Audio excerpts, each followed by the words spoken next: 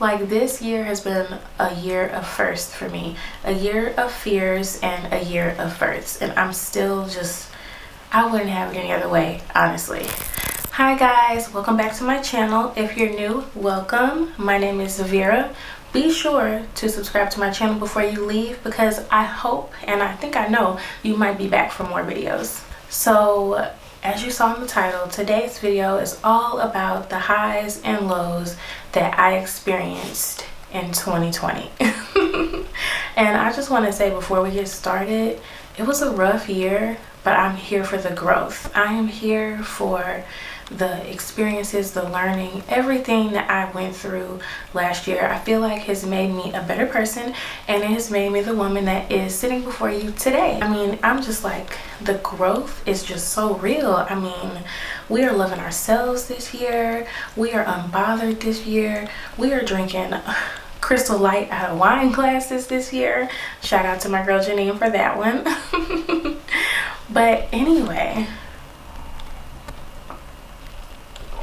I kind of wanted to do this video for multiple reasons. One, because it's always nice to reflect and look back on your experiences and how they helped you, or if they hurt you, what could you have done differently to make the outcome better, or to just make the experience better for yourself. Actually, I did talk about this in my podcast. I actually co-host a podcast with my friend Janine. We have been wanting to do this for years. It's a long time coming, but with 2021 here, and with us feeling like, 2020 showed us life is just too short, and you don't know when you're gonna go, and also you don't know who's affected by the things that you put out there. And so we were like, now is the time. We need to start our podcast, and we need to get our thoughts we need to get our thoughts out there, our opinions out there, and what else we've learned and absorbed from other resources, we need to share those with the next person. So be sure to check out our podcast. I will be sure to link that in the description box as well. But to get started, y'all, it was a long year. I wrote down like the highlights of each month. Basically, I'm just gonna go through them. But yeah, it was a rough, wild year, but I'm so thankful for it. Sorry, I'm looking at my hair, y'all. Like, what's going on? What's going on? Anyway, okay, so I started the year off. I just turned 30. My birthday is January the 16th, right? And I just turned 30, and I was like, wow, I'm old AF. Like, for real.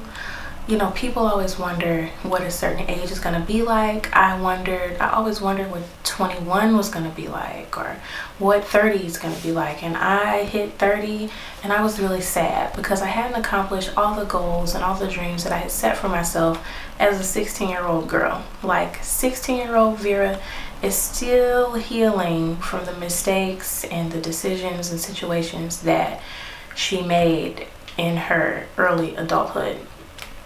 So that being said, I was just really bummed out that I didn't accomplish a lot of the goals that I had set for myself as a teenager and early into my adulthood. That was a low for me. It was rough. The first couple weeks of the month were really rough for me, and I felt really, really bad. But we pushed through. I got accepted to be a mentor for Beacon, which is a program or convention that's held by the Professional Beauty Association for newly licensed stylists and for student cosmetologists. And that was so fun. As you guys know, if you follow my channel, you know how I feel about, the beauty industry, cosmetology. That's what I do for a living now, and it means a lot to me. So I was so grateful that I got to go out to Long Beach and mentor some other beauty professionals and just meet people, network, and have fun. It was a little scary because it was the first time I ever traveled by myself, like 100% by myself. Like, no one else came with me at all. The very first time I went, I had someone else with me, so it was a little bit different. But if I travel, it's usually with family or friends. And for Vera to be a big girl and go somewhere all by herself, Y'all, I was hyperventilating in the airport. Like, I probably needed a Xanax or two. But anyway, we pushed through. We made it. I had an amazing time. I met some really nice people, and I got to see my best friend. So it was like a win-win all around, even though I was really scared.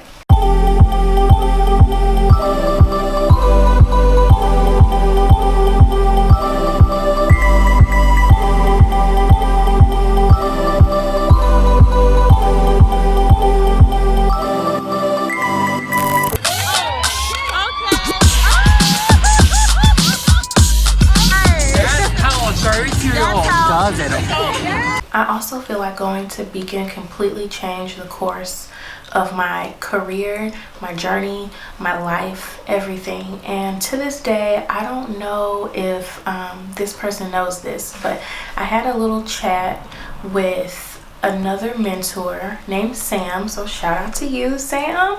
But we were just talking about, you know, being a stylist and different avenues that you can take in your career.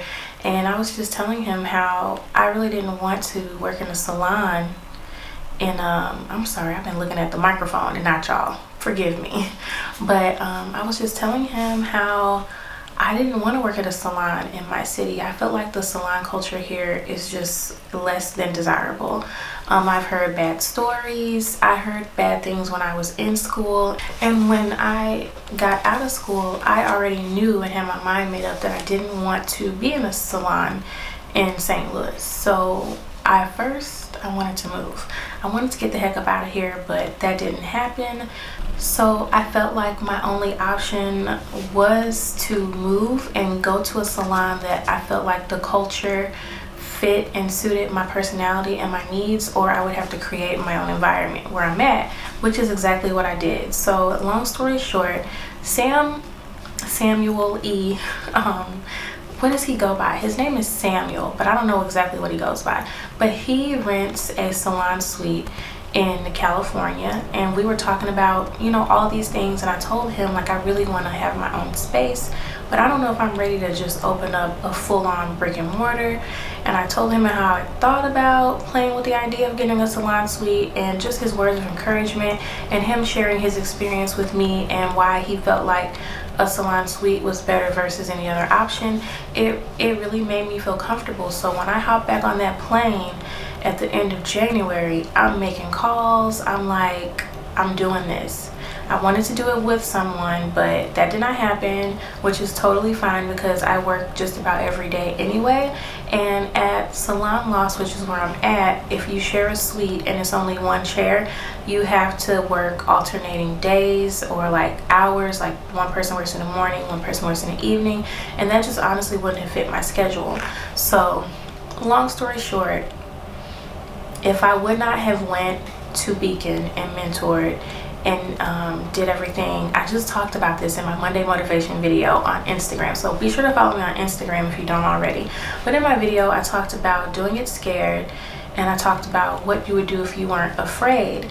And if I let my fear cripple myself and I didn't go to Beacon, I don't know if I would have jumped out into the salon suite life when I did, or so soon. So that was a blessing in disguise, and I absolutely am just so glad I made that decision. So that was, making the decision was a definite high for me. I'm just so happy that I did that. So that's how January went for me. But then when February came around, I just feel like I've really been walking in faith and just being, you know, not letting fear stop me this year. Even though it kind of did get to me a little bit, I didn't let it stop me.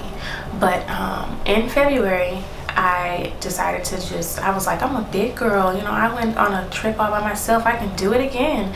And that's what I did. I went to my very first ever photo workshop, and I had a blast. I feel like I've made like lasting connections with multiple photographers. So shout out to Felicia, shout out to Olga. I love you guys. If you see this video, hey girl. But I went to my very first photo tribe workshop,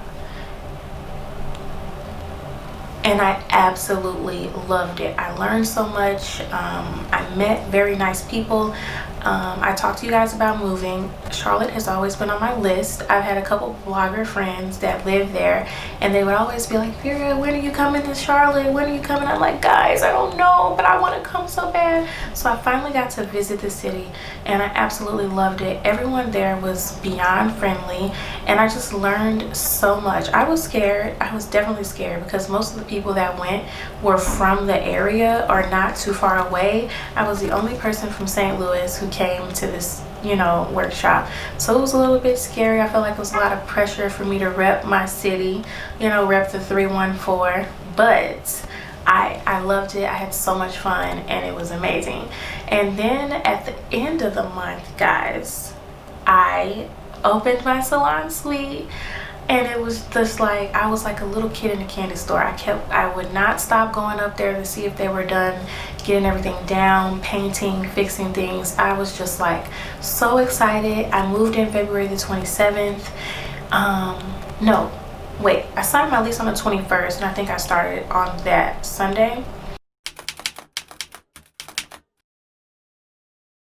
Okay, so she's gonna go ahead and sign her lease. I'm gonna sign my lease. Oh my goodness. Okay. So I'm signing my lease here at Salon Loft in Heritage Plaza, Creve Coeur. Creve Coeur. Okay, Salon Loft, Creve Coeur. I will be in Suite 14, and so I'm gonna sign my lease now. So I don't know. And do it one more time right there. And then click finish at the top. Yay! Whoop, whoop, whoop, whoop. So, congratulations. All right, thank you. Congratulations to our newest loft owner. I'm so excited. I don't know, guys. I feel like I'm gonna try not to cry or get emotional here, but this year it's been full of ups and downs. Like, whew, it was a roller coaster. But fast forward to March, and your girl had to shut down her salon suite. Before I shut down my salon suite though, I started working at Starbucks. And if you know me, you know I love coffee. I love all sorts of coffee, but I also love Starbucks because I just feel like it's convenient and it's consistent. I can go to Starbucks on any corner and get the same drink and know that that's what I'm gonna get because I like it. Although I do love supporting small businesses and local roasteries. It's just if I'm in a pinch, I'm going to Starbucks and I'm getting my go-to drink. So comment down below what your go-to drink is.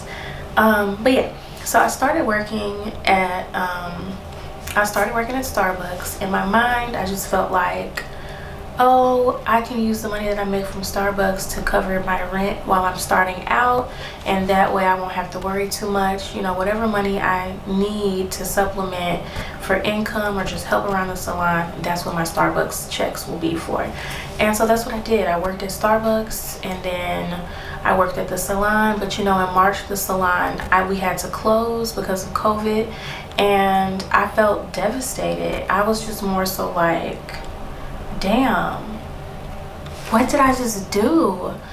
I felt like the biggest dummy on the planet because I had tied up so much money that we saved into this salon, and now it's closed. It's just sitting there. We don't know when we're gonna open back up, and now is the time people need money because they're not working. You know, I was very blessed that my husband was he worked all throughout the pandemic, and I, for the most part, at Starbucks, you know, it's so funny. I'm sorry if I'm rambling. I'm not trying to ramble, but it's like when you're in the midst of something and you don't see the reason why it's going on or why you're doing this or that or why it's happening, but then after the fact you're like, oh my God, that worked out perfect. That was supposed to happen. It was meant to be.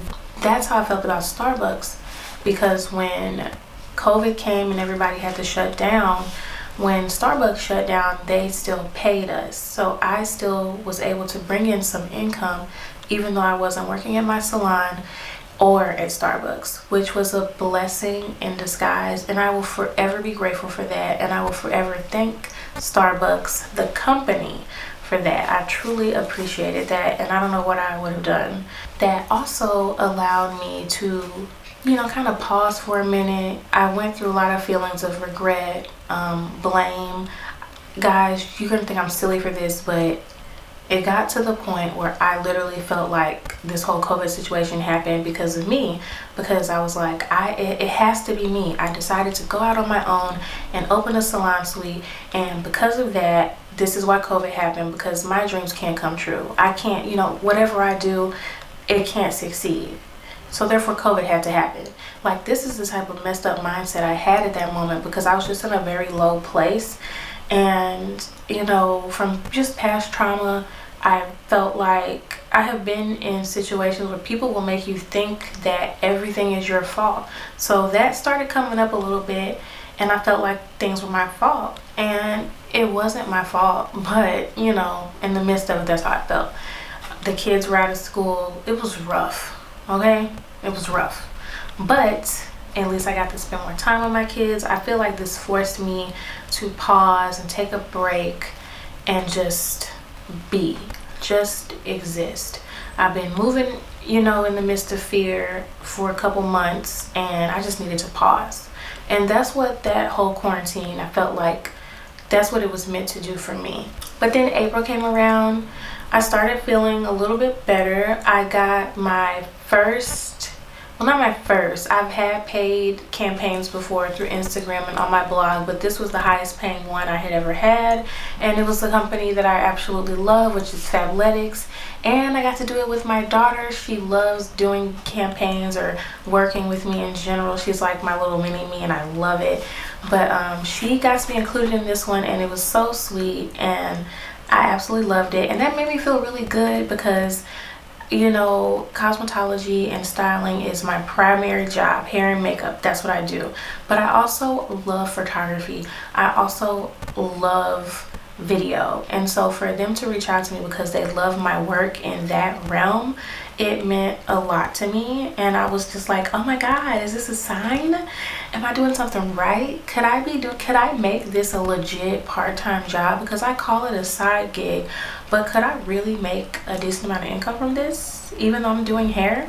Because I will tell you, I always had in my head, oh, I can do both, you know. Whenever I'm not doing hair, I can do photos. Whenever I'm not doing photos, I can do hair. But I've learned that it's hard. I put so much energy, so much time, and so much effort into my salon business, even when I'm not behind the chair, that I feel like I'm taking away time from my primary business and from my family whenever I do participate and dabble in photography. But it is what it is. We'll see what the future holds, okay? Luckily, the shutdown didn't last for long, so I feel like by the time I started to get comfortable with that state of whatever was going on, my salon was able to open back up, so I was kind of starting to be able to get the wheels turning again. March really fucked me up, because I felt like I was moving into this space. I was so excited, and then I had to turn around 2-3 weeks later and do the reverse. I'm moving things out of this suite. I spent so much time, energy, and emotion into getting this together just to move back out, and it really crushed me. But we were able to open back up in May, and I was like, felt this renewed energy and excitement all over again. And I started getting the swing of things. You know, clients were coming in because everybody's messing up their hair. So it was actually a blessing in disguise for me, because so many people were looking to get their hair done, that salons, and especially salon suites, were in high demand. So that was a blessing for me. You know, there were stylists who had wait list of people, you know, they needed to get their hair done, so they went other places, and some of them came to me, and I'm forever grateful for that. And I can't say how things would have happened if COVID didn't come and if we didn't have to shut down. But I am grateful for the business that I do have. And also, since I talked about photography and video, I also shot my very first wedding video, in Colorado Springs with my girl Michaela. Thank you so much for trusting me and having faith in me to produce something that you knew that you would love and you cherish and appreciate and share with friends and family. I actually flew to Colorado Springs when she went and did her hair, her makeup, and her video. And I was in heaven. I had so much fun doing absolutely everything that I love. So that was a milestone for me that I will probably never ever forget. And I'm excited. I was definitely scared, definitely terrified. Weddings are stressful, and you know, it kind of made me think, do I really want to do wedding photography or wedding videos? Maybe I just want to do the little small stuff, because all this wedding stuff is just too much for me. But I don't know. I still might want to entertain it. We'll have to see. Brandon, today we make one of the greatest commitments to each other, a commitment I have only imagined in my wildest dreams. I've dreamt about this day as a child, and as I've gotten older, the dream was accompanied with doubts and uncertainty. You see marriages fall apart and people fall out of love every day, and I knew nothing about love, but I knew I wanted to feel it. But then I spent like the rest of the next couple months just in limbo. You know, I was having really good days, but then I had other days where it was hard. It was a struggle trying to balance learning from home for the kids, still working at Starbucks, working at the salon, and I felt drained. I felt really, really drained. And I will say that that was a little bit of a low for me, because your girl was just tired. I was just tired, and I felt like I just didn't have energy to do anything. I didn't have energy to give everything my all like I really wanted to, if that makes any sense. But anyway, the next biggest high for me was taking my Bellamy extension certification. I have been wanting to take this class. It's so funny. I have been wanting to take this class since before I even went to cosmetology school. But you have to have a license to take the class. And honestly, it probably came up when I was in cosmetology school maybe 2 or 3 times. I thought about it, but it just kind of brushed it to the back. We'll think about it later. We'll worry about it later. And I finally decided to take the leap of faith and take the class. I came up with the money. Didn't know how I was going to come up with the money, but I did. I came up with the money for the class. It wasn't at like a Bellamy bar. It was at an actual salon here, in St. Peter's.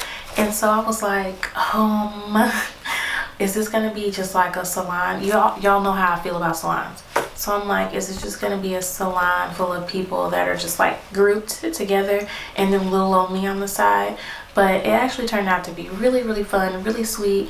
I don't remember the name of the salon, but I'll tag them. Thank you so much for hosting the class and having Bellamy come out, because I absolutely love extensions, and I've been wanting to take that class. And even though I was really scared about everything that it had to do with, I'm glad I stepped out on faith, and I'm glad I took the class, because I'm getting more eye-tip appointments and more beaded row appointments, and I wouldn't have done that if I didn't step out and take that class. So that was a definite high for me.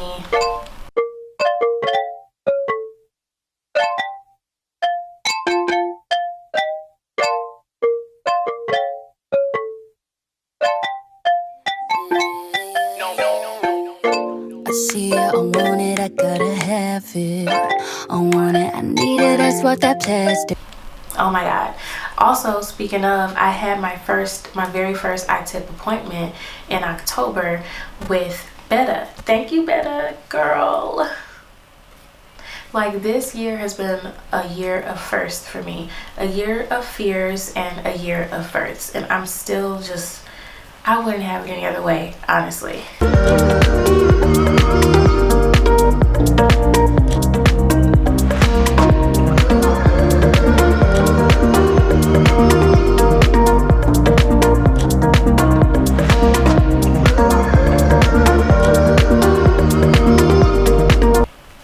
So yeah, I had my very first eye-tip class, or I had my very first eye-tip appointment with Betta in October.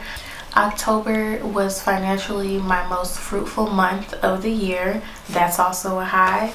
my friend got married, and I shot my second wedding. Thank you, Olga, for letting me be your second shooter. It was so fun.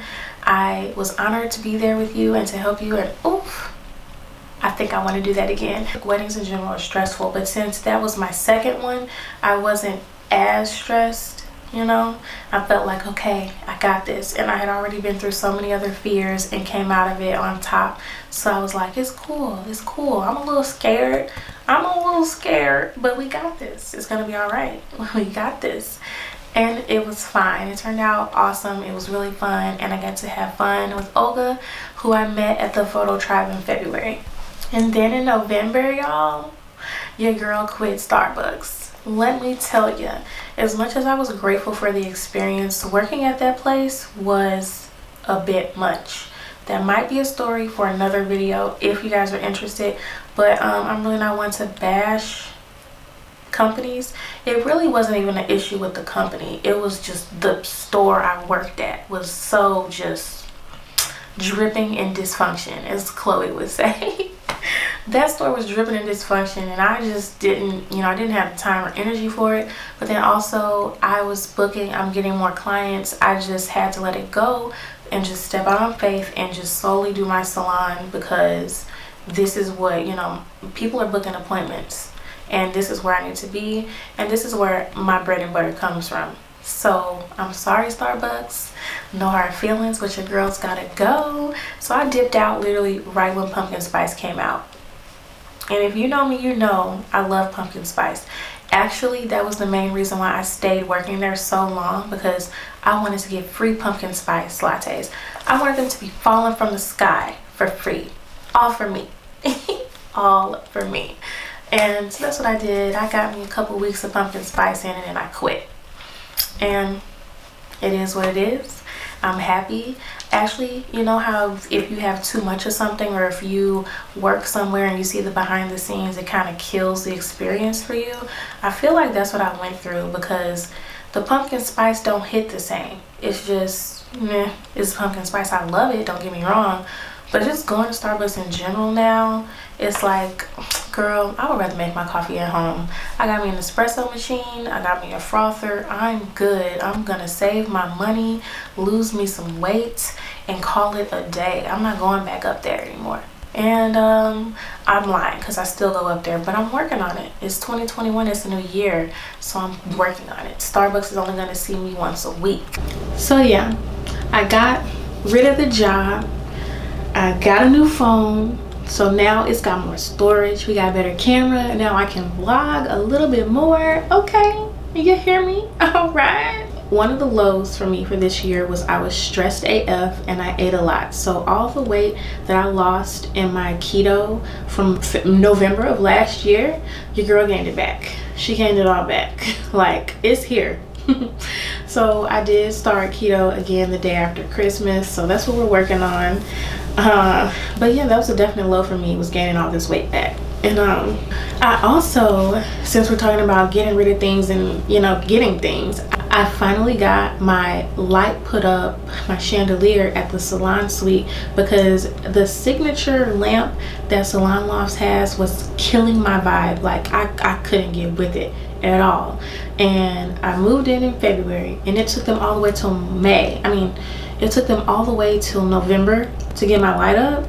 And I was like, what's going on? Just take my money already and put the light up. Put my light up. But we finally got it up, and I feel like it was so nice, with it closing out the year, being able to transform my suite just a little bit. And so here we are in January, and I feel like I'm not in a completely different space, but it feels different and it feels new, and it's just a good start. So I'm really happy about that. But lastly, I just want to talk to you guys about I talked about lows and how I was feeling. I had a lot of guilt and everything, but I also struggled with just loving myself and caring for myself. Like self-care, I would feel guilty if I just slept. Like sleeping I felt like, oh my god, I shouldn't be laying down, I shouldn't be resting, I should be doing X, Y, and Z, because Starbucks, kids, salon, clients, gotta build my books. Like I just didn't make any time for myself whatsoever. But I learned, this year taught me to make time for myself. So, you know, all this year I'm loving myself. I'm putting myself up there on that list of top 5. I'm filling my own cup up before I can fill somebody else's cup. I am napping. I am reading, listening to podcasts, girl. I'm drinking my water. I'm going to get facials. I'm getting my little nails done. I mean, this one broke, but it's okay. It's okay. I am really on a journey of self-love and self-care and just loving myself. I don't feel bad anymore for doing things for me. And it took me going through all this in 2020 to get to this place. And like I said, this year was full of highs. It was full of high highs and low lows. But I honestly wouldn't have had it any other way. And I hope my little rambling story of, you know, my year in a review kind of help motivate you or encourages you to keep going and to make wild and crazy decisions, as long as they're good ones. Basically, don't let you being afraid stop you. Don't let having fear stop you. Just believe in yourself, love yourself, and at the end of the day, that's all that matters. You can make any of your dreams come true if you believe. And 2020 was definitely a test of whether I believed in myself or not. And in 2021, baby, y'all, it's gonna be different this year. And I cannot wait to just share with you guys and grow with you guys. And I can't wait to see you guys grow and just make waves in this world. That's all I have for this video. Please be sure to subscribe and watch another video while you're at it. And have a very good day or night. But more importantly, have an amazing 2021. I'll see y'all later. Bye.